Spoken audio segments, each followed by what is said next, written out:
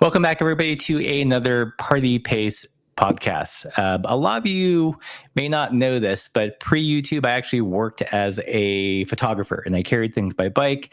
I did wedding shoots. I did food photography, lots of portrait work, shot for publications like LA Weekly, OC Weekly, some local magazines in Long Beach. And I always like to keep tabs of other fellow crazy bicycling photographers. And today I've got a special treat for you guys. We're going to talk with Erik Mathy, who, just like me, likes to carry really heavy cameras on their bike to create some interesting projects. He's contributed to the Radavus as well as a lot of his own personal work, which we'll get into. And but before we bring Erik in, I do want to say, if you guys like this content, like, share, subscribe, all that good stuff. Hit up the merch store, where I've got very blurry stem caps. We've got a couple of these. These are our Party Pace made in the US brass stem caps. Super cool. This might be potentially our last run. So if you want one of these, be sure to check out the links below. With all that said, let's bring on Erik. How's it going, Erik? Good, man. How are you? Good. I think we just missed you at a Sea Otter most recently. You were there shooting some stuff. Yeah, actually, I think I saw, now that I think about it, I saw Laura like Okay. screaming by somewhere near the Adventure Cycling Association booth while I was imbibing, not that I really recall with it, with Heather at WTB, because the two booths are right there. And I was like, Yeah. was that Laura? And then she was gone, and I was like, well, this is a great beer. And I didn't chase her down, but yeah. But also, props before I start, a huge, I saw Laura's post about coming through her treatments and everything, and I just want to say it's absolutely awesome, and I'm so stoked for her. Cool. So. Yeah, we actually got married on Friday. I saw, man. After 20 years. Yeah. Well, thanks. Well, let's kind of get into it. I feel like, people are more familiar with photography, videography these days because of mediums like YouTube, but they might not realize there's this whole other world known as large format. Like, where does a small format end and large format begin, and what is it? That's like almost a holy war within like photography, as like you just totally throwing it in there and seeing whether because people say 35 millimeters full frame, and it sounds like big, but not really. It's so cute. Like, it's like 30, of course I have a roll, a little 35 millimeter roll, and then 4x5, like the real deal. I actually have an 8x10 camera now. I have not busted. I really want to bust it out for something cycling related. I almost brought it to Sea Otter, but I needed a much bigger like cargo rig, because for those of you who haven't been to Sea Otter, it's at the Laguna Seca race course. It's like acres and acres and acres. It's massive, and an 8x10 camera would hit probably close to 40 or 50 pounds. And yeah, I mean, and I was like, I need a cargo bike. I specifically need an e-cargo bike. I said it. I know. When I got into like cycling and photography, I realized that there's kind of a long tradition of this. There is that one portrait photographer, August Sander, who did kind of like these typology portraits of different just types of people, and he would bicycle with that. It might have been an 8x10. I feel like it was larger than a 4x5. It could have been a 5x7, which is one of the formats I don't have, but maybe I will now. But what got you into large format? Well, actually, it's a little bit ironic, because like right around when you were getting out of it, I was getting into it. My cousin Brian, Brendan Mill, was diagnosed with cancer, and as tends to happen when something like that when that goes down, I tend to get kind of angry and upset and uncork some big dumb bike ride / fundraiser. So this case, I decided I was going to ride the Route 66 route, which the Adventure Cycling Association had literally just released. And I was trying to figure out like, what camera am I going to bring? What am I going to do? And then I sort of decided I was going to channel Brian, who was this really smart, inquisitive guy. And when Brian decided he wanted to learn something, he would learn it to the point where he was a pro. Like, he got into fireworks. And next thing you know, 3 months later, he's like got his full certification. He can buy and launch the professional stuff, and he's like doing freelance shows. Like he got into ham radio. Next thing you know, he's got the full license. Like Brian went narrow and deep in anything that caught his attention. So I decided, what kind of photography or camera sort of style necessitates that type of like attention to detail, which, if you know me, I have almost no attention to detail. Like I'm a squirrel. And so I channeled Brian, and I forced myself to pick up a 4x5 because it was the most exacting, punish you if you make a mistake. Like it'll you make a mistake with a 4x5 and you're gonna get absolutely nothing. And so I used a 4x5, actually this one, which I currently have converted to something else, but travel wide 4x5, helicoid. And I took this in like 14 film holders and 250 sheets of film, or 200 sheets of film, down Route 66 as a cancer fundraiser. Wow. So when you and I remember shooting 4x5, I was always very like paranoid when having to load and unload film and keeping it organized, because there's a lot that can go wrong, right? You can actually pull the back by accident or forget to put in the plate and seal it. How did you keep yourself organized? Like, did you have like a checklist? Like, okay, put in the film holder, shoot, clear, make sure it's shut, flip it, and then. Well, shooting wasn't that big of a deal. I gave myself a budget of like for the folks out there who don't know what the hell we're talking about. 4x5 film, I can grab some sheets if you really want me to. They're sheets of film at 4 inches by 5 inches, and they go into a film holder that has 2 sides. And when you shoot a side, you expose it, you flip it over, and you shoot the other side. And it's very, very easy to double expose, which I did a couple times. Happy accident. They actually came out awesome. Totally accidental. And when you're unloading and reloading them, typically you have to do it completely in the dark. Jet black, nothing. What I did, obviously I double exposed a couple times, but the major organization for me is I carried this is a 4x5 film box. Is I started with one of these empty, and I wrote empty number 1, or no, shot number 1, right? And then the other 4 boxes, I wrote unshot 1, unshot 2, unshot 3, unshot 4. And then as I unloaded the film, I would put it into the shot box until the one that I was emptying out became empty, and I would uncross out the UN, and that became shot box number 2. And I would just rotate and cycle through them. And as I emptied them, they would become the next one, right? And then the other thing that I did, because I was poor, I always lowbrow this stuff because photography can be really expensive, is I photographed orthographic film, X-ray film. And that can be handled, photo nerd time, underneath a red light. So I brought a camping headlamp with a red light, and every 4 or 5 days, I would find a cheap note, as my dad would say, call them a no-tell motel, right?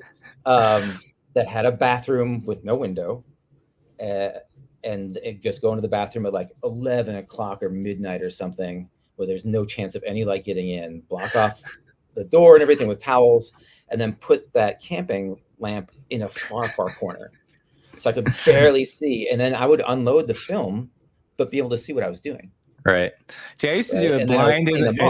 I'd have like a bag, like with like the little 2 armholes. And I was always paranoid of putting the film like in the wrong direction or upside down. Like there are little grooves that you can feel, but still it's, there's a lot that can go wrong. Plus scratches if like there's a little bit of dust or something. Yep, totally. And that trip, I was super paranoid. I brought an anti-static cloth to wipe everything clean, and a little duster thing, dust that stuff all off.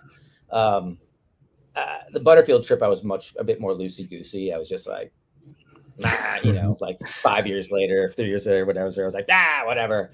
To the point where so that became a movie. Side note, that Adobe sent a crew along, and it became a feature-length movie. And one of the producers, Summer, she's a wonderful, wonderful person. She's like, I want a big print for my wall. I'm like, awesome. Pick it. It's yours. And so she picked this shot, and she found her own printer, professional printer, ready to go. She just needed the file, sent her the file. And she's like, so the printer says there's a lot of dust and dirt on this. And I was like, thinking to myself, I cleaned up the worst of it. You have no idea, you know? Right. And she's like, should I just tell them that's part of the aesthetic? I was like, yeah. Yeah, because also, like, when you're scanning these things on a flatbed or whatever, like, dust is always your enemy. The thing's like this big, just moving it out of the scanner, and the dust is just like, it just jumps on. You're like, shit, you know. Where can people? Is that still online? The Adobe movie. Where can people watch that? Yeah, it's on Vimeo. I can give you the link. It's okay, well, on I'll put that in the description later. How'd that come about? Did you pitch it, or did they find you and were like, "Hey, let's do something"? It happened like some of the best things in my life. Also, hey, I'm just like, I see comments. I'm like, Byron, what's up? Aaron, Whitney's different. It came because of bikes. I was coming back from the local camera shop, Looking Glass. I just developed a bunch of film, and I needed to train. So I was riding up Tunnel Road. The Bay Area cyclists know it. It's all the East Bay rides start with a climb up Tunnel Road. Come see me. We'll do it. And the lead in Tunnel Road has a lot of traffic. So I ended up being forced to ride next to around this other guy. And I had my camera equipment. I had everything on me, you know. And he looks over and he's like, what is all that stuff? And I was like, oh, it's a 4x5. Just finished developing film, this, that, and the other.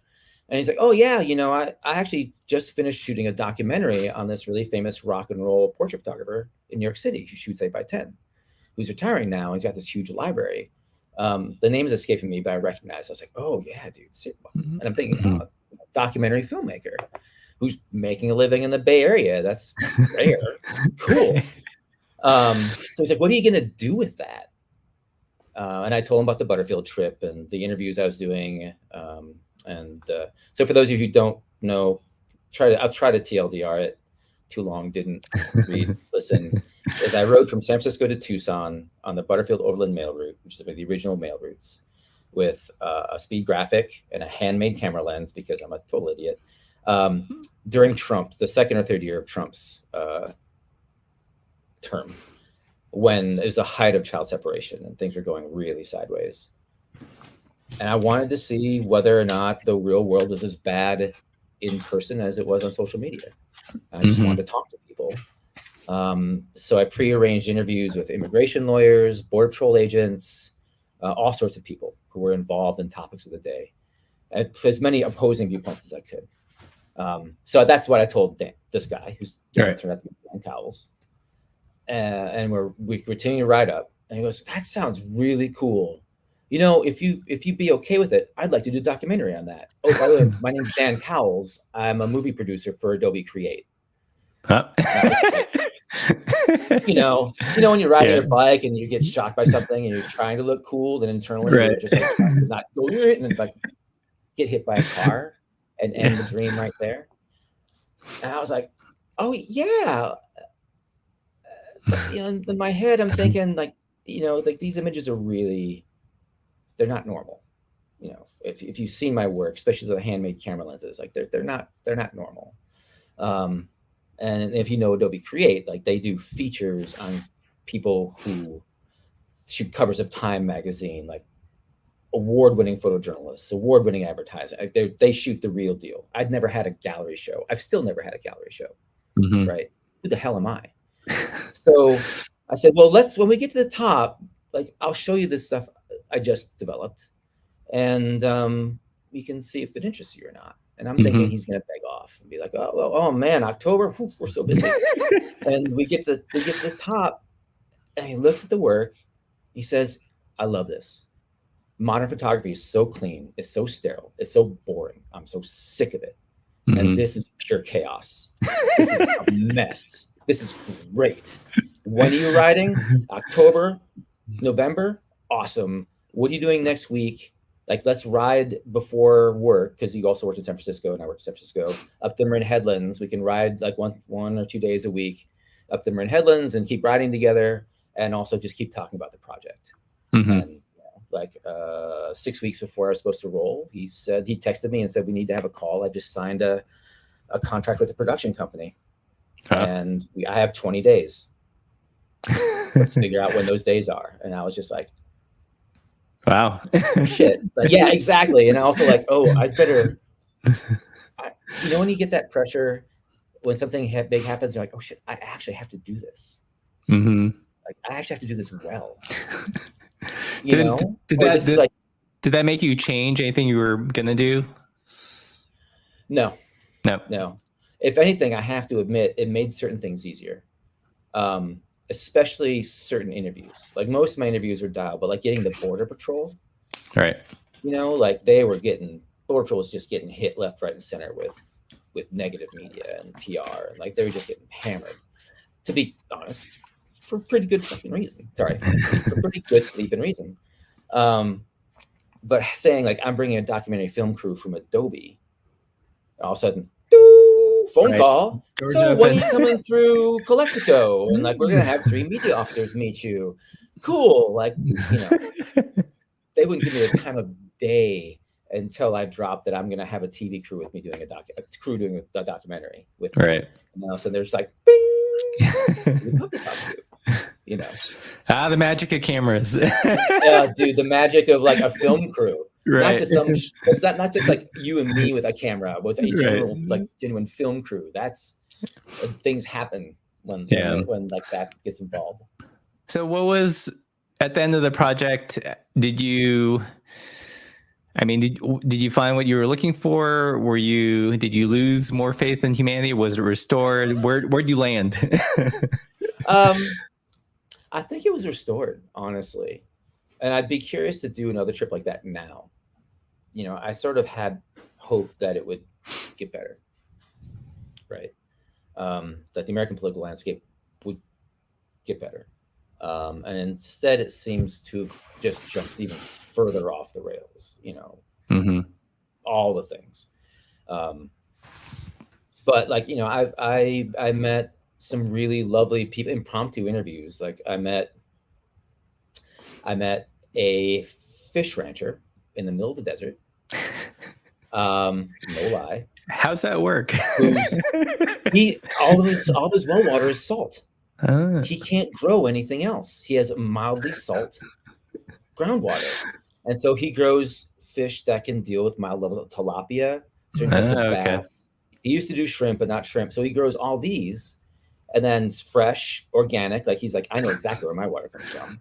And then the extra water, when it gets flushed out, grows saltgrass, it's called, with which he feeds goats. He has herds of goats, so he supplies fresh fish, and fresh goat. Wow! Talk about making turning lemons into lemonade. Big time. So I heard about him randomly. For those of you who've driven across the California border into Arizona, you go by a little place called Stateland with an RV park. I stayed at that RV park. And then following the Butterfield goes up into the desert and out, because that's where the wells were and stuff. And this lady that at the truck stop was like, oh, you should go to the fish ranch. I used to work there. It's really interesting. And I was like, yes, I think I will. But the owner, he was super conservative. And we ended up talking for like 2 hours. And he was just like, what we're doing, arresting people at the border is ludicrous. It's insanity. I can't get enough workers. Ranchers can't get enough workers. These people are coming to work our jobs. We will pay them $18 an hour and pay for all of their immigration fees. We will pay for their process. Mm-hmm. Putting them in jail is dumb. I don't understand. It's a giant waste of money. Yeah. And I was just like, okay, cool. Right. And it was really cool. And I met a lot of random people that were amazing on both sides of the political spectrum. And the interviews that I prearranged also turned out to be fantastic. A Zen Buddhist priest in Phoenix whose grandfather served in World War II as a Japanese American, while the rest of his relatives were in an internment camp south of Phoenix on the Gila River Indian Reservation, an internment camp on internment camp. And then this guy grew up hearing all these stories from his grandfather and maintained a memorial for that camp, and he became a Zen Buddhist priest.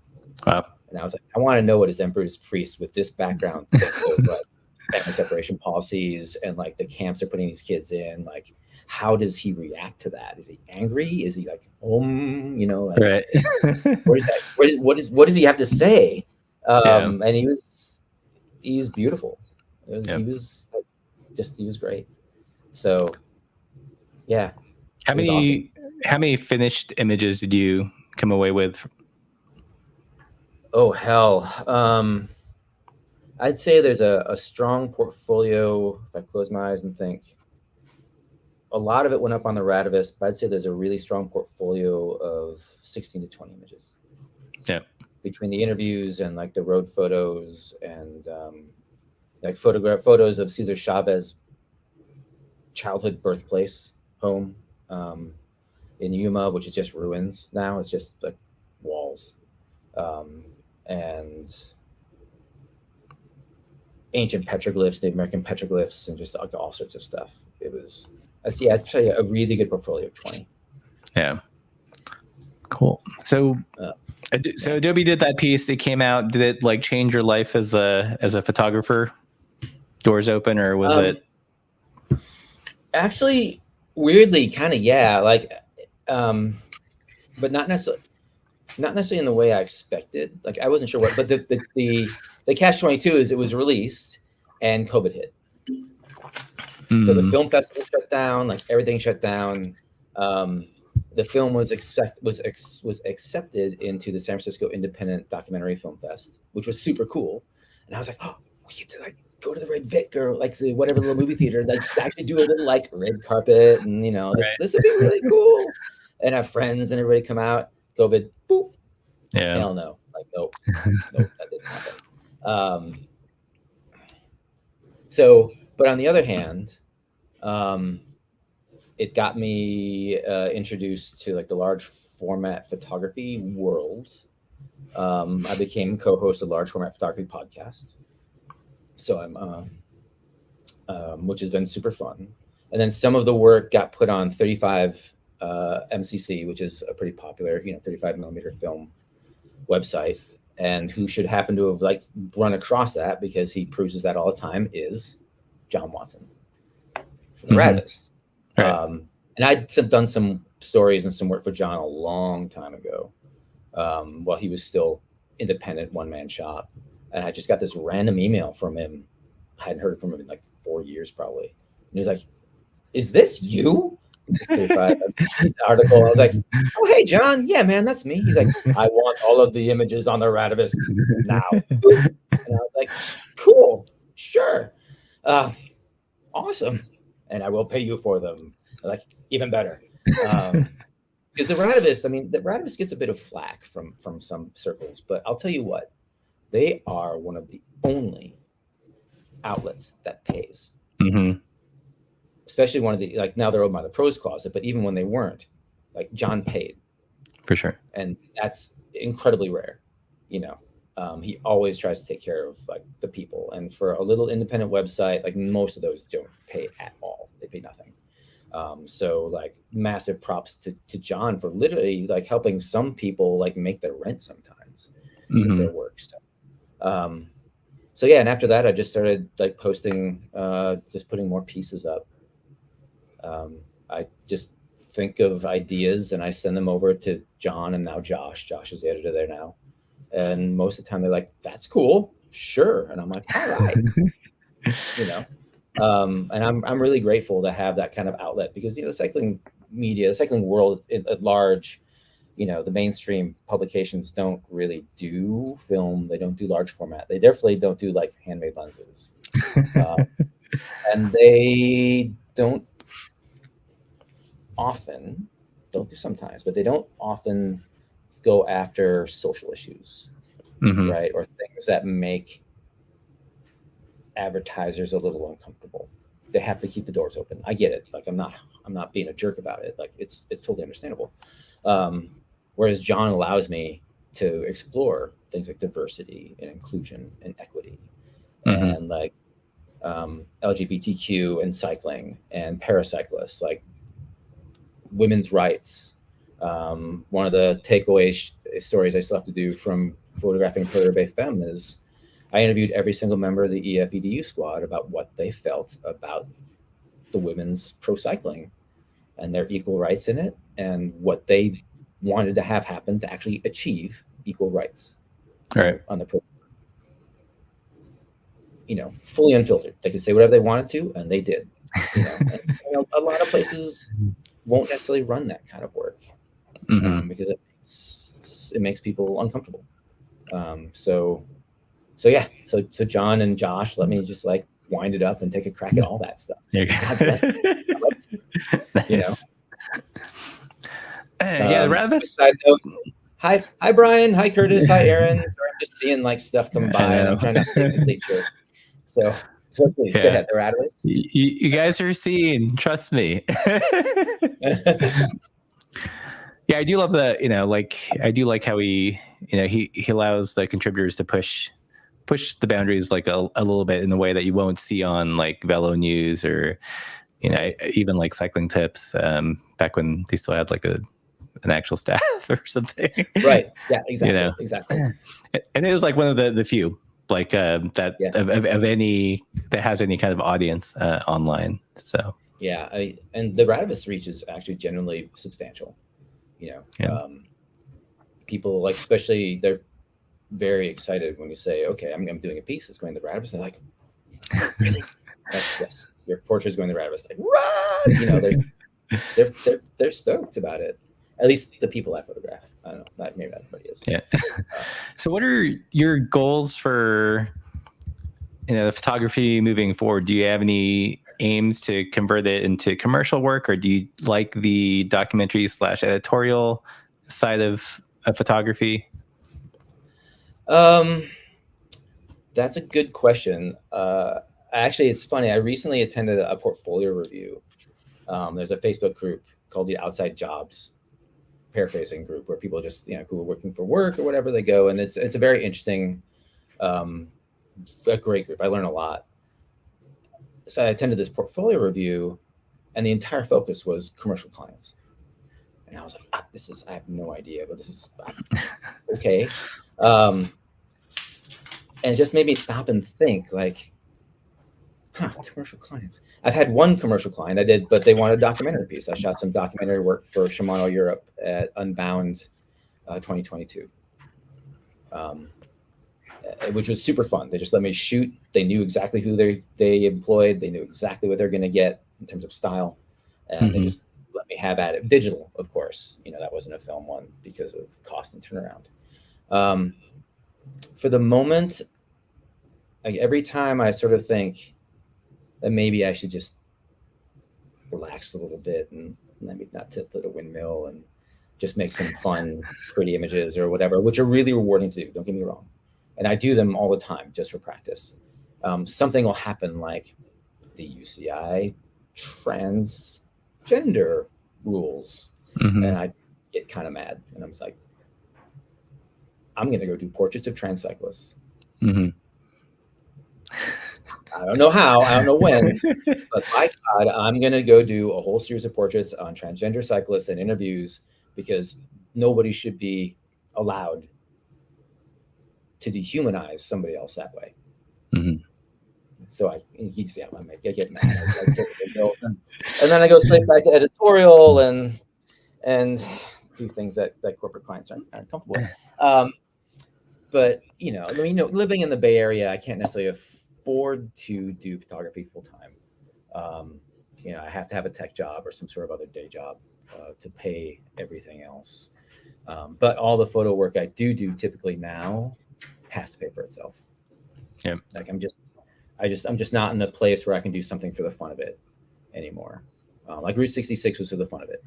Well, I won't say the fun of it. It was a fundraiser, right? But and it had a serious thing, but I didn't pre-sell any stories or anything. I guess it was a thing I just went and did.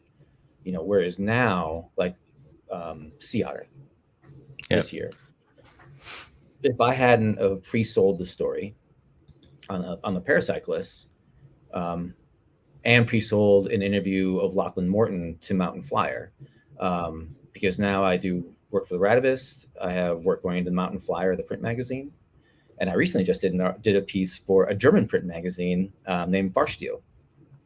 Cool. Which is kind of cool. Like I pre-sold stories. Yeah. To make sure that all my expenses were paid for, and that I wasn't going to come out in the red, because it's just what I have to do now to make it, to not, lose the house, or like be able to pay the bills, or buy my kid another pair of jeans because he's 6'4", that's the last pair of jeans. Yeah. Dude. So all of my work, editorial work, is pre-sold now. The Pride Cat piece I pre-sold, like everything gets pre-sold. All the work that I went to do Paris-Roubaix, the 1919 Paris-Roubaix, and all the Paris-Roubaix Femme, all pre-sold. Yeah. I have to pre-pitch it and pre-sell it. Is it hard? Are you finding it easy or difficult to get people to bite? It's weird to say, but it's actually pretty easy. Right. Josh and John, they've turned down a couple of pieces that I pitched, but generally speaking, they're really open to the type of work that I do and the way I do it. And there aren't many other photographers in the San Francisco Bay Area. So even things like the Pride Cat and like San Francisco specific things, the Bay Climb, the Red Bull Bay Climb, or, really fun. There's been a huge resurgence in the fixie messenger scene here in San Francisco that I absolutely love and adore. Like all these, I'm 50, so I can say this, all these wonderful kids in their 20s are just like totally punk rock and totally inclusive and totally just like welcoming to everybody, and totally see their pants, and they're amazing. They're throwing fixie cross races. They're throwing like alley cats. They're awesome. So I can shoot a lot of work just here in the Bay Area, and they don't really have anybody else doing work here. Yeah. Plus, when I go swinging at something big, like something big like the paracyclist piece at Sea Otter, or the piece I did at Gravel Unbound last year, that included the handing over of the guard, changing of guard, in the support crew that I helped found, like all that sort of stuff. They'll typically bite on that, and I'm very thankful for it. And then Mountain Flyer, we're very happy to get the Lachlan Morton piece, so I pre-sold that as well, which that'll be out in the next issue. Cool. So yeah, I can. And now that I got Varsteel as well, like they're really, like, folks, if you haven't checked them out, they're really tiny, like 5,000 circulation, all in German. But if you check out their web editions, like you would love them, Russ. Like their layout is beautiful, their art is funky. Every issue has a word, has a theme, and every article is based on that word or theme. But they'll play with it and stuff. And they're just quirky and nuts and fun, and they've been around for 13 years in continuous publication quarterly. Yeah, like they're great. And when I was talking with their editor and talking about some of the pieces I have in flight about like mental health and other things, he's like, I would love that. Like, okay, cool. Yeah. So I'm very lucky, I think. Yeah. Got a question here from Bruce Mom. Bruce. Have you put any of your handmade lenses on a digital camera? So for people that don't know, you've got this dollar lens project. Can you talk about that a little bit? And have you tried that on digital? Yes, actually. So yeah, I started making handmade lenses when I was looking at the Butterfield trip. Actually, I was originally looking at the Pony Express, riding Jan Bennett's Pony Express route. But it's just way too early for me. And so I don't want to do that many days of high desert with no resupply. I'm sorry, I'm not that tough. And I was looking at like old brass lenses to try to do period correct, because I do. And then we get hit by a rent increase, and I couldn't afford them. So I was like, well, those lenses are just like two pieces of glass in a tube. I can do that, right? And I could, but the results are very weird and different because I'm not a scientist. I'm not an optical designer. Like, I don't know what the hell I'm doing when it comes to science. And also it was a little bit of performance art. Using dollar bills for barrels was just like, because I couldn't do anything because I couldn't afford anything. It was a bit of performance art to be like, fine, I'll take $2 bills. Screw capitalism. So did the bills But actually like act like mini bellows? Was it like a small no, tilt no, shift lens, or were they rigid? they're rigid. Okay. Like two bills and then a little Watergate aperture that just slid in. I just got a slit and I just slide that in and out. And because I use a speed graphic, to focus. Gotcha. Right? But to answer Bruce's question, that Bruce knows me, he's used to tangents. I have, and we can put another link into the YouTube channel. There's one piece on the Radavis where I shot. No, was that one? No, that one's film. But I have shot a bunch with I have a Fuji GFX 50 medium format digital, which I got specifically because it's a big enough sensor to kind of be able to back up a large film camera. And you can mount anything you blade well want to it, and I've got a boatload of old that I still use, medium format lenses and Nikon F lenses and M42s, all those, and they mount up to that camera brilliantly. I didn't buy a single modern Fuji lens for that camera. I don't have a single autofocus lens for that thing. How do you focus the handmade lenses on that? M42 helicoid. Okay. So there's yep. Okay. So it's just an M42. So it's an M42 or M68, M58 in some cases to Fuji GFX adapter. Oh. You just screw it onto the front. And then, I even have apertures. I even have M42 apertures that thread into this to get a full aperture. Nice. Yeah, which is really nice. I can't do it on film very well, but on digital, because it auto compensates, you don't care, right? So I've shot a bunch of stuff with the handmade lenses on the big digital. Nice. It's awesome. It's super fun. It's one of the reasons I got that digital, is because I laid my hands on one in COVID because my favorite camera shop had one in their rental fleet, and nobody obviously was renting anything. And so I was like, can I borrow that and run with it? And they're like, well, it's not doing anything anyway, so sure. So I had it for 3 months. Nice. And dropped a dollar bill lens on it and all sorts of stuff, and just messed around with it and just fell in love with the sensor. So when Fuji started blowing the rangefinder looking one, the one that looks like a 690 GW690, remember those cameras, the Texas Leica? Fuji made one of those medium formats like that, and nobody bought it. Huh. So interesting. Through 3 years down the line, they started blowing them out, instant 33% rebate. Wow. And I just billed a bunch of work that was enough to pay for it. And I booked the Shimano Europe and the story for the Radavis for Gravel Unbound. So I knew I needed a really good digital camera for the Shimano work. Now I was like, thank you. Nice. Yeah, it's been a workhorse for me. I shoot the hell out of that camera. Probably one of the best purchases I've ever made, honestly. Yeah. Cool.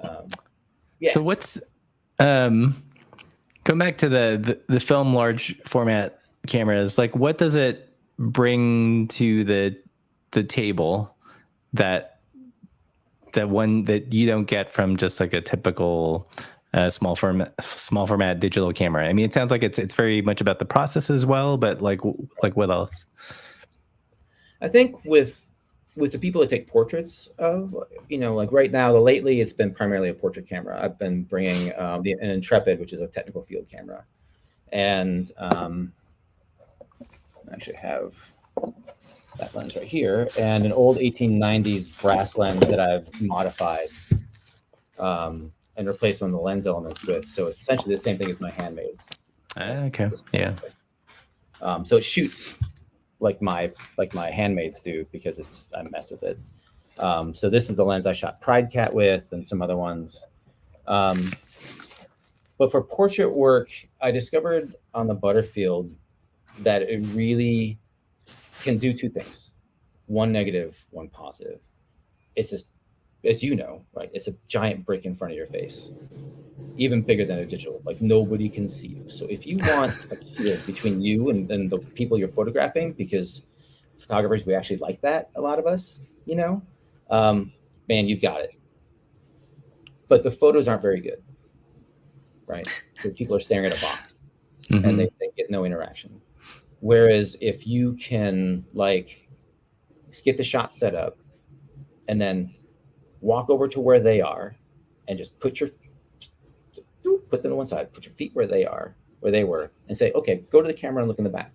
This is what your image is going to look like. Mm-hmm. They're like, oh, wow. Because then they can visualize it. Then they understand what you're doing, and they can visualize what they're going to look like. And it becomes a genuine interaction between people, right? Like, I'm not taking a portrait. I'm making a portrait with that person. It's a collaboration. And I think that's incredibly important, because taking an image from someone or of someone is super predatory.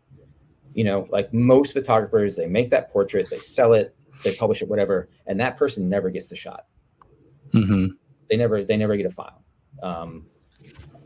And I think that's, especially for editorial work, I think that's really garbage. One of the quotes from the people that I interviewed was Wayne Martin Belger, who you should definitely look up. He's an absolute, if you think I'm a lunatic, look, Wayne is like way past me. He's amazing.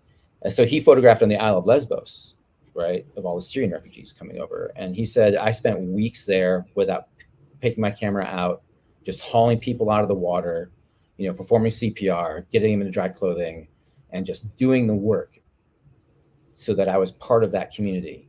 Mm-hmm. And I understood everything, right, about what they're experiencing, about everything. And only then did I take the camera out and start making images. And he said one of the people I interviewed was a gentleman who's a Syrian refugee, and he said, I distrust two things: men with guns and men with cameras, because they both take away and they never give back. And I was like, oh shit, that is so true. And that's me, right? I've been that my entire photographic career, right? Like we all have. And I was like, mother, you know, like the dude said in the movie, that this cannot stand, man. Right. After that, I've tried really hard to like make those portraits interactive, give that person like a word, a say in what they're doing and how the image is, and make it meaningfully engaged. And I think the portraits they're just better as a result. Yeah. I definitely feel like that divide's probably increased now with, you know, social media and everyone having a camera on their phone. You always feel like you're being surveilled. Yes, totally.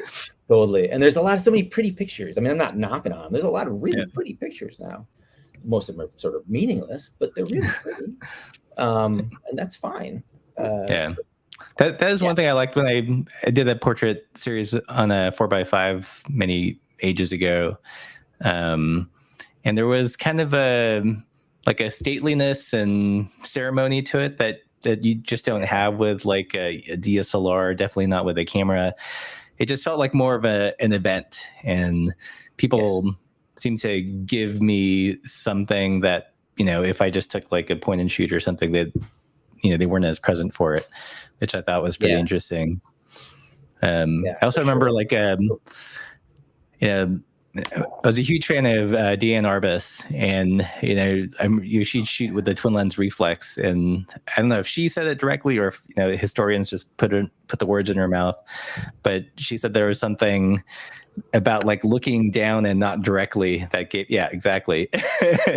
that seemed somehow maybe a little bit less intimidating, you know, to the subject, which is kind of interesting. Yeah, totally. Especially somebody like her or Vivian. Vivian Maier was a pretty striking, like tall, imposing woman, but like somebody who's a smaller stature, like you become much less scary if you're looking downwards instead of looking straight at the person and meeting eyes. I can for sure see how that would be just a much less threatening posture, you know. I haven't shot a TLR. I just got that one as a gift from a friend of mine, and now of course I got to figure out a way to use it. Like, how do I use this thing? I have a terrible gear acquisition syndrome. That's the worst. Yeah, I had some amazing cameras before I was online, and I kind of wish like YouTube was around back then, because Do you still have the X-Pan? You did not get the X-Pan. I got rid of the X-Pan. No! I know. I had like a like a M2, M4P, M3A, like a 501c blood. Just some really bizarre 35 millimeter cameras. Like we had back in Long Beach, we had an awesome camera shop called Terry's Camera. And became really good friends with the people that ran it. So when they'd get something cool, they'd be like, "Check this out." I remember the X-Pan. I know. I kind of I regret it a little bit just because I see like how much they're going for, and there's a whole thing behind it now. But it paid for our bicycle trip, right? I would say it probably paid for a lot. Right now, like all paid for your entire move. Yeah, all those cameras paid for at least like 2 years of travel. So yeah, dude, X-Pans go for over $4,000 now. Are you serious? Holy smokes! Oh, dude, yeah. Especially if you've got a kit with a couple lenses, and it's in good shape, they go for crazy money. Yeah, I think the guy when I bought it was definitely under 1,000. It was maybe like 800 was what I bought it for.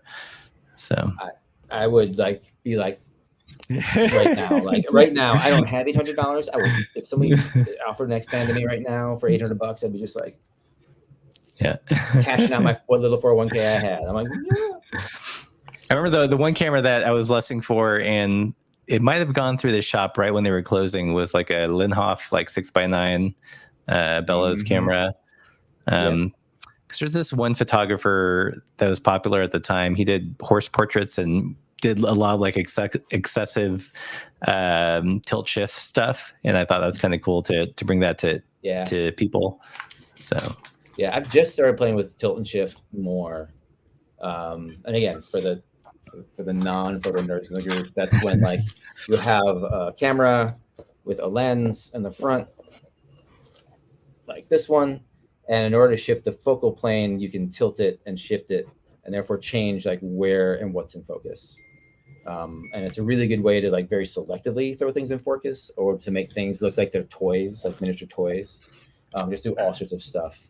And with the handmade lenses being as weird and difficult to shoot as they are, I've started using that for portraits to try to get more of the face sharp in some place that isn't the center of the damn film plane. Yeah, right? Because these things drop off precipitously from the center, so I try to shift that and focus it, and it's like front focal plane gymnastics to get like somebody in the upper 2/3 sharp and good. And like I did a setup, I shoot, and I look at the front, and it's just like my lenses are so weird. Yeah, like no one can use these things; they're just so messed up. You can kind of get. Have you ever played with the lens babies? That kind of gives you similar vibes. Yeah. Yeah, totally. Actually, I sort of want to play with one of these days. They're really cool. I think they're genius. Yeah. I've thought about building a lens like that, but at the same time, they already exist, and I like a little bit more. I think I like a little bit more control than a lens baby has. Is where because once you get the lens baby, you got to sort of like hold it. Yeah.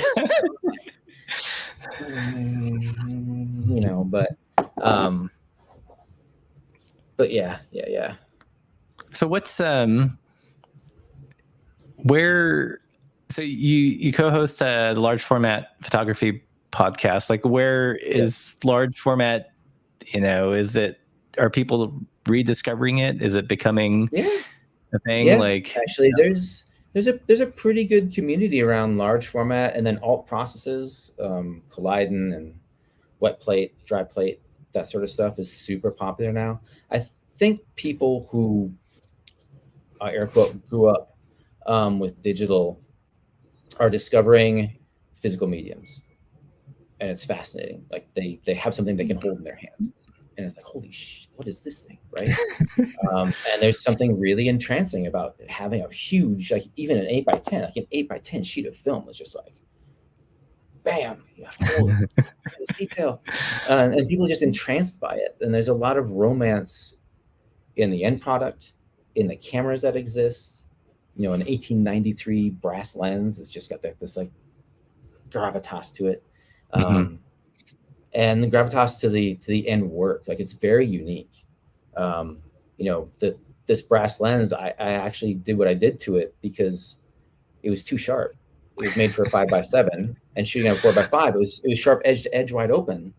And I wanted some funk. I was hoping I'd get some like 1800s funk, and it wasn't there. So I had to screw with it, because I didn't just want another lens that was sharp everywhere, because all the modern lenses are just fucking sharp everywhere, which is super cool.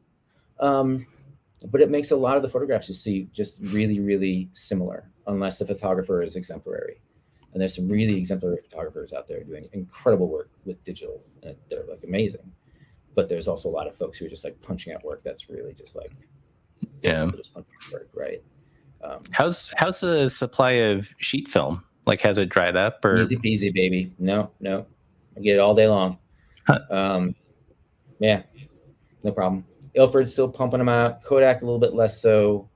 And then Freestyle Photo, your crew down in LA, they're rebranding and repurposing their own Arista line, which is essentially like, I think, an Eastern European line of film that's just like rebranded. There's a lot of film, a lot of film. I keep shooting.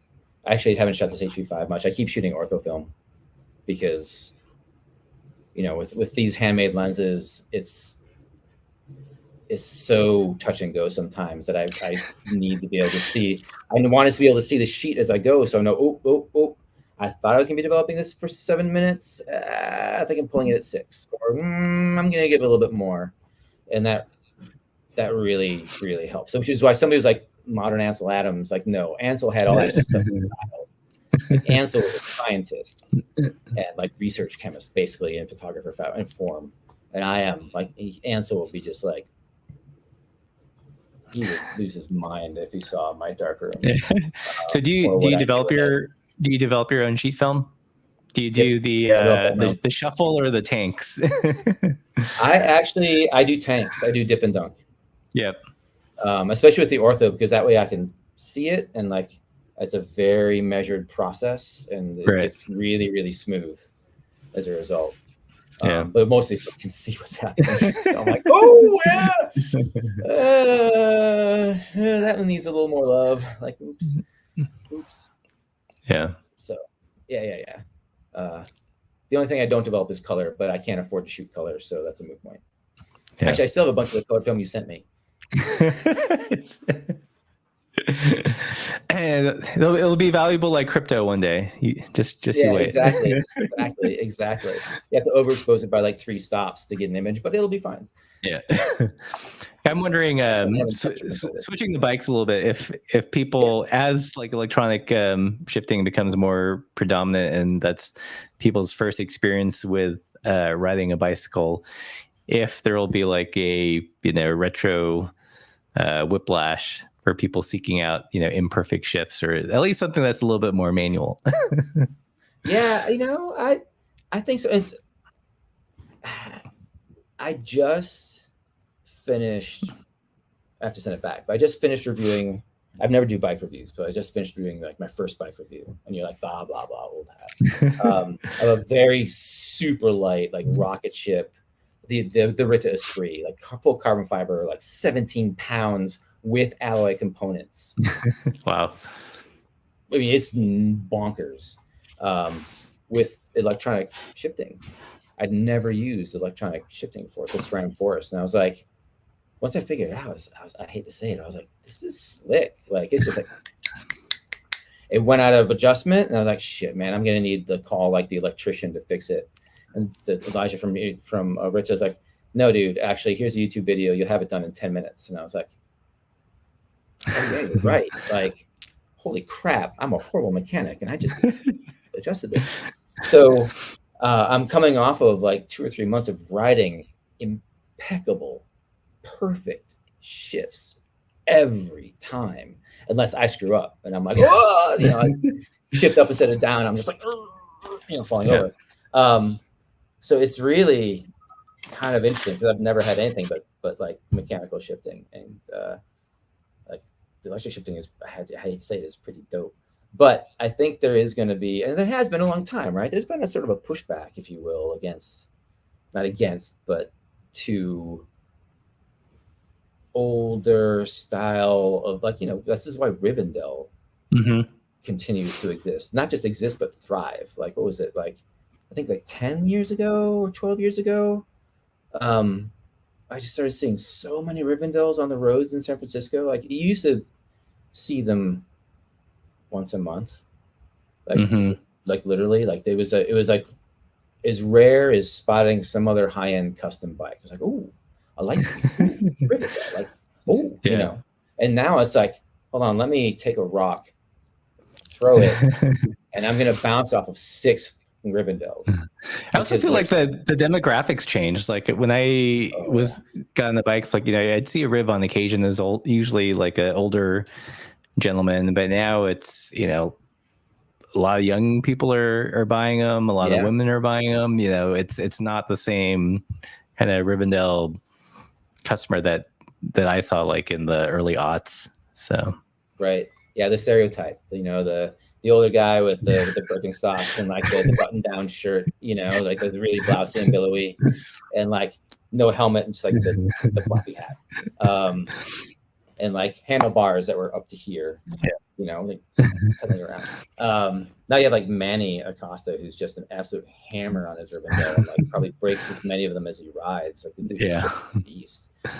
Manny, man. I think people who want, it's kind of like exactly like film. People who want like that more direct interaction and feel and visceral experience, that to hurry up and slow down, right? That a fully modern plastic carbon bike or some super fast ripper, or even like mid-priced consumer bike or low-priced consumer bike just doesn't give you. You know what I mean? I mean, all my bikes are pretty hacky. They're almost all friction shifting, and for me, that's part of the charm. Like, you know, I like bikes because they're kind of inefficient. You know, if I wanted the most styled thing, I'd just like drive or learn how to ride a motorcycle or something. And for me, it was mostly an escape from doing stuff on the computer. So like having electronic everything on the bike was like the last thing I want.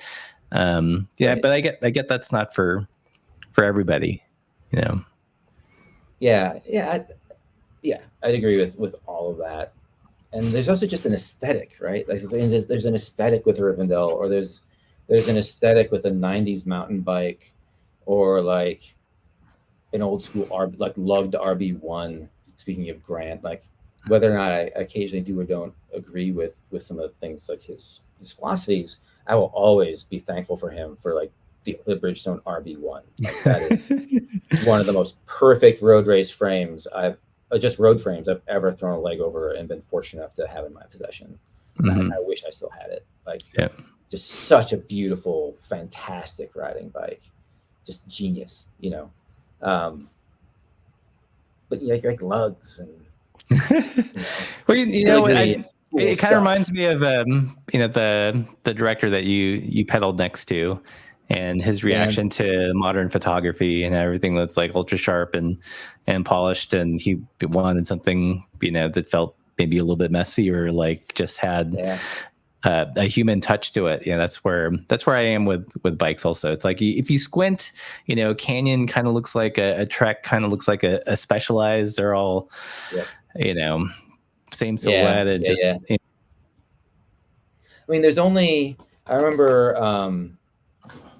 when the Gen 1 Fargo came out, and it was such a weird duck compared to all the other bikes back then. Like it still is a pretty weird duck. Man, I miss that bike. What's up, Aaron? You and me, baby. OG V1 Fargo crew over here. And I had mine. I was getting ready for the Tour Divide. I was an idiot and I single speeded it, and I was next to Sean's last name is escaping me, but one of the frame builders in Northern California, like one of the guys, you know, the OG, like the CSIP brothers and like those guys. And I was chatting with him because we had some friends in common. And he was looking at the Fargo. He's like, well, you know, for what that's designed for, if somebody had like come to me and said, this is what I want to do, I've been like, okay. And I would have built them that. That's just the logical outcome. what that need is. And so when you say like a lot of those bikes look the same, like a mid-pack to fast gravel bike, it's just kind of logical. Like there's only certain things from a parameter standpoint that fulfill that need, Right. after a while. Like the first person who does it is groundbreaking, and after that he does the math and they might tweak it around, but it's sort of like variations of the same, because it just makes logical sense that the bikes are like that, which means in the long run they get kind of boring. Yeah. So you knew some of the people behind like the salsa crew. Do you know any of the backstory about how the Fargo came about? I do. Actually, I know most of the backstory on how the Fargo came about. I'm not sure how much I'm allowed to say. I would need to ask a person or two what I'm allowed to say. But I think I can say that, before Adventure by Bike, for those of you who've been around bikes for a billion years, salsa was a weird kind of like dumping ground brand within the QBP stable. Like they had a tri bike. They did. Like, they had a rando bike, a tri bike. Like they had this like weird, like just like God no, just random. Really, like, I remember the tri bike. With like the chili pepper and like Western styling. It was just like, what is this thing? And the gentleman who was the brand manager at the time, who's one of my best friends, saw the Tour Divide and knew about it, and he knew about other things, and he was just really, really adamant that salsa needed to not be a dumping ground, and it needed to go there. Right. There's a whole bunch of detail that I don't think I'm allowed to really talk about without his permission. But he and a like-minded bike designer at Q, Joe Miser, whom you also know, they got together and they put their heads together and they designed the Gen 1 Fargo and pushed it and got permission to rebrand salsa as Adventure by Bike. Got rid of all those weird-ass bikes, hopped out the Fargo, and away it went. And really just to a certain extent helped popularize bike packing, because it existed. The Tour Divide existed. People were doing it before salsa or anybody else sort of decided to build a bike for it or do media around it. But they brought it mainstream. That and Ride Divide, the movie. Yeah, that was really the thing. Like that blew it up for sure. There's like 200 people starting to divide now. Yeah, it's bananas. Back in the day, I think there were 12. Seriously, like there was nobody on the divide. I think there was the largest field they had was maybe it was below 20, but before Ride the Divide, the movie came out, and then the next year after the movie came out, it was like 80, 100, 140, 180, 200. I think it's peaked. I think it's sort of like hit that point, and gravel has come along now. But and you kind of have to be dumb, honestly. You have to be kind of touched to do something like the Tour Divide. I say that with affection because I've taken a crack at it. A lot of my dear friends have won it and still do stuff. Sofianza Healy's a good friend of mine, but I think they would all acknowledge that they are also not normal. Cool. Well, on that note, we're an hour in. It's not normal. Here I am. Yeah. We still have about 40 people in the chat room here. If you guys have any last minute questions, put them in the comments. Say film on the front derailleur. Shady you go. That's a good comment. I don't know if you saw Bike Rumor recently, but they showed SRAM's new crazy patent that they filed where there's like this front derailleur like mechanism, but it's integrated into the chainring. So the chainring has like these arms that like articulate. So instead of like the classified hub, like they're going for, and it just, I know the front derailleur is not perfect, but it's like the lengths that people are designing around it are just bananas. Right. It's like this completely different Rube Goldberg to do something similar. Right. So, well, one thing around that, and then I see Curtis. Curtis, I apologize. I'm infamous for slaughtering names. Corlew. Anyways, Curtis has a question. But I've been photographing at Paragon Machine Works as they're doing the dropouts for the new SRAM driven, UHC, UHT, whatever it is, like standard. Like the derailleur is like the size of my forearm, I swear. It looks like it belongs off like a Decepticon or something. It's just huge. But like SRAM has also apparently done another patent filing for a new brake hanger, but it actually just looks like sort of what you see on a motorcycle. So it's just sort of like grabbing engineering from other places and be like, we can put this on a bike. So I think there's going to be, and eventually you get a motorcycle. Kind of, yeah. I mean, to Grant's point, there's going to be, I think, more of that cross pollination from Grant's talk the other day. I don't know if it'll go like full E and everything is hidden. Maybe it will, maybe it won't. There's a lot to unpack around that I don't think we have time to unpack, but it is pretty interesting that the patents are flying around. But Curtis asked, orthofilm, did it have a different look you like as well? Actually, yes. The cool thing with orthographic film, X-ray film, is that's the film that existed before modern film. Like when you go see a silent movie and there's no sky, like it's just white sky and people are like really high contrast and that sort of thing, that's orthographic film. Interesting. So it's not sensitive to red.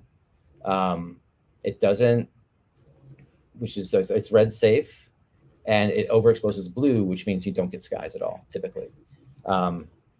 So for the work, some of the work that I do, like say Paris-Roubaix 1919 or Butterfield over the Mail Route, that's a period correct film stock to use if you want to capture work that looks like work from back then. So what does a negative look like? Is there just like no detail in the highlights? You couldn't even burn it in? Yeah, like actually, shockingly, I've been shooting a lot of, this is a medium format box, but I shoot it 4x5, the Ilford Ortho Plus, because it has a pretty fast native ASA. It shoots at 80 ASA, so I can push it to 200 and shoot strobe with it. And it's super useful that way. Where most of the ortho films are like 6 ASA. It's super slow and like just difficult to use as a journalist. But that stuff actually picks up skies shockingly well. Interesting. Like I've been surprised. It picks up a lot more of a broader range than any of the X-ray stuff or orthographic film that I've ever shot, which is a little bit of a catch-22. Do you have to use different chemistries to develop than you would like just regular like HP5 or something, or the same? No. I developed nerd time HC110. Okay. Good still HC110. Like it's actually really, this Ilford stuff is super fast to develop. It's 6 minutes at 68 degrees at 80 ASA. Like it's just like 1:34 dilution. It's super fast. So the reason I like it is I can plow through like 12 sheets of film in an hour. Nice. Which for dip and dunk, which is awesome. I can come in here early morning before I start my day job day and just plow through the previous day's shoot and see what I've got. And then, like with the Paragon work, if I have to reshoot something, I know within 24 hours that I can go back over there and reshoot it. So the stuff you're doing at Paragon, is that for a future story on the Ratty, or is that just for them? It's going to be, we'll see how much of this, it's a story series I just had in my head.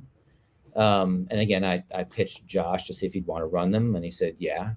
But he committed the first one or two, and we'll see where it goes from there. Yep. But it's a series of pieces, and Curtis will do links. And also Dave Neese says in 2006, there were only 8 people on the Great Divide Race. That's crazy. Right? Yeah. It's a huge, if you don't know who Dave Neese is, he's a bloody legend. He's also known as Fixie Dave. He has attempted the Tour of Divide many times on a fixed gear, and he's also finished it. So So there's that. And yes, also one of the nicest guys on the planet, a really skilled bicycle mechanic, and a prime example of why tour divide races can be considered not normal. So the series is on American small parts manufacturers, bicycle parts manufacturers. I try most of my personal work to bring in something from the world, and that is mirrored in some way in cycling, because cycling is just where I'm fortunate enough to be able to do work. And America's lost a lot of manufacturing jobs, right? But COVID and the breakdown of the global supply chain really sort of brought that back into conversation of like, well, why can't we get parts? Because they're not made here. That's why. Right. Well, why aren't they? Because American workers need to make more money than you can afford, right? And it's like an actual like start of some level of conversations about global economics and cost of living and all sorts of stuff. And that's very much mirrored in the bike industry. You know, most of the big ones get their stuff made as cheaply as possible, originally from Taiwan, now from China, or Vietnam, or other places in Asia. And to a degree, like they have to, like their volume is so high. You know, at the moment there isn't anybody in the U.S. who can make parts volume as high as they need them, and that's fine. But there are still places like Paragon, and like here in the Bay Area, I'm blessed. I've got Paragon, White Industries, Philwood, yeah, Enduro Rings. In Chico, a few hours north of here is Paul Components. You know, further north, there's Chris King headsets, and there's a wheel building. Damn it, I'm spacing out. But there's a wheel building company, wheel manufacturer who like bends all their tubing up there and everything. When you head into Utah, there's Envy, who does a lot of their manufacturing carbon fiber stuff in Utah. So I'm doing a series of pieces where I'm tracing the part from the base material.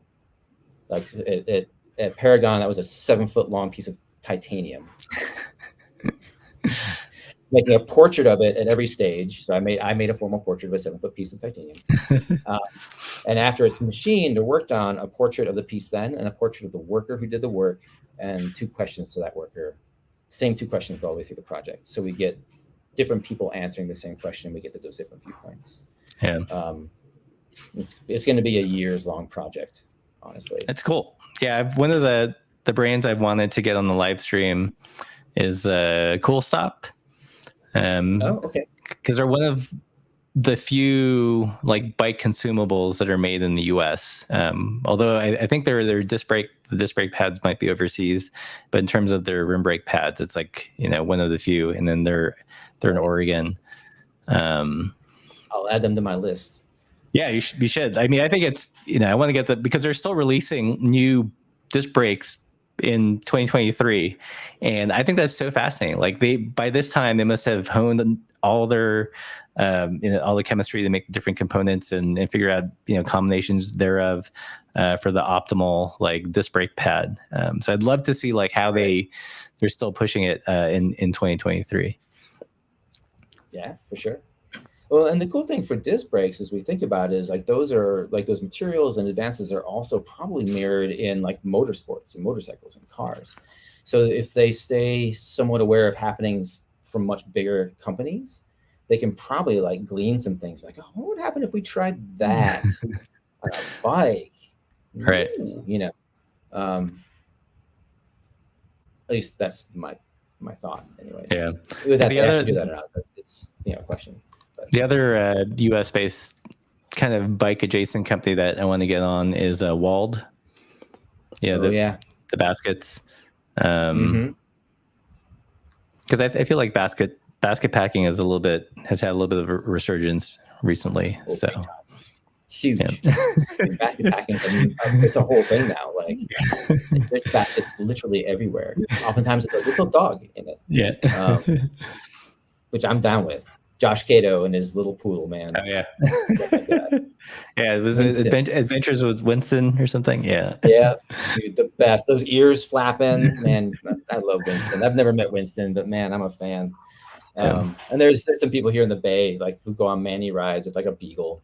Nice. front and Okay, I'm going to take us home.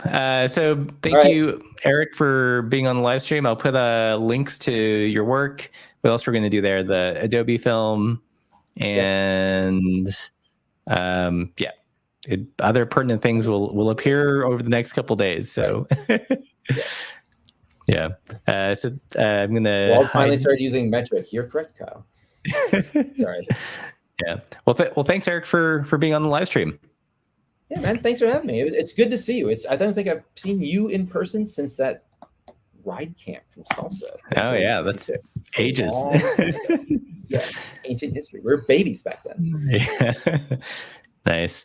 So if you guys like this live stream, be sure to like, share, subscribe, all that good stuff. Or consider supporting the channel by joining us on Patreon or picking up some merch. We've got what might be the last run of these Party Pace sip caps, and they're pretty sweet. So hope you guys enjoyed it. We've got some fun and interesting guests coming up in the next couple of weeks. And as always, keep the supple side down.